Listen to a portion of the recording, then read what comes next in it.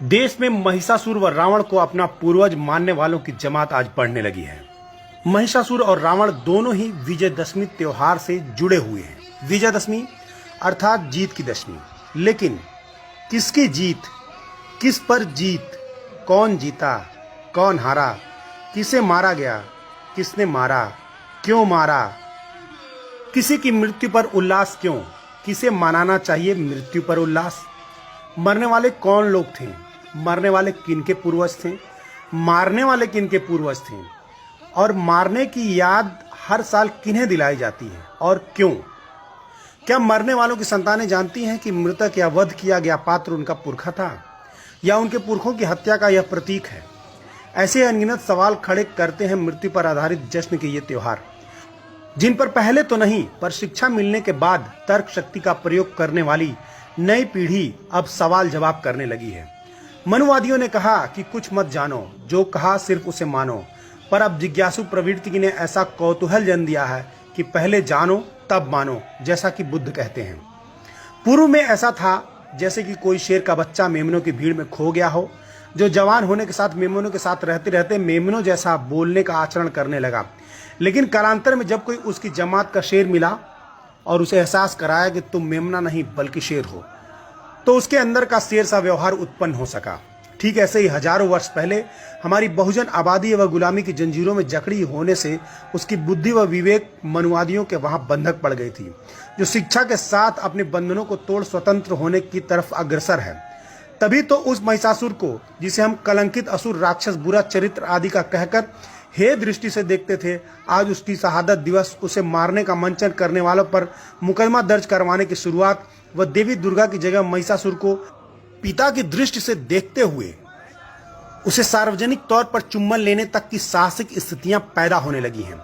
Social media पर एक viral चित्र जिसमें अपने पुरखा महिषासुर को श्रद्धावश चुम्बन कर रही है, बहुत कुछ बयां कर रहा है।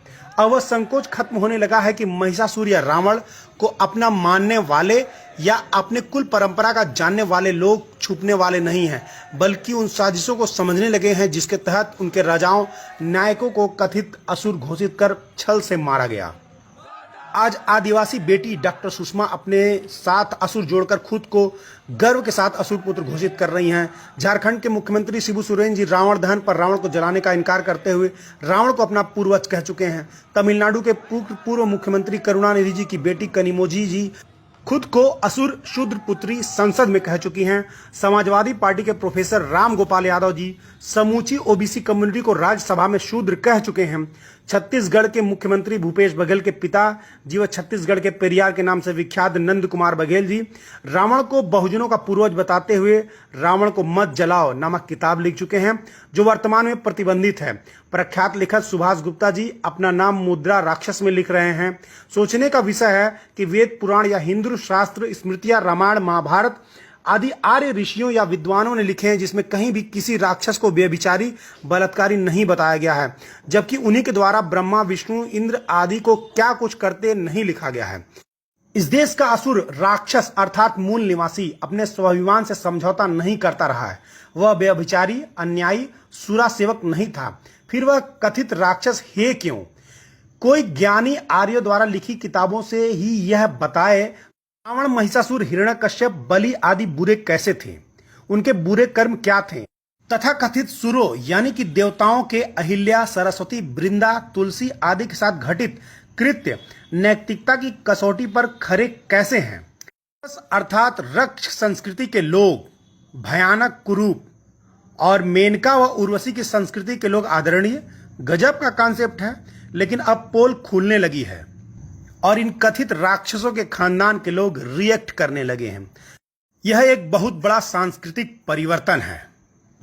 यह लेख चंद्रभूषण सिंह यादव, प्रधान संपादक यादव शक्ति जी के द्वारा लिखा गया है। मेरी तरफ से बहुत बहुत धन्यवाद।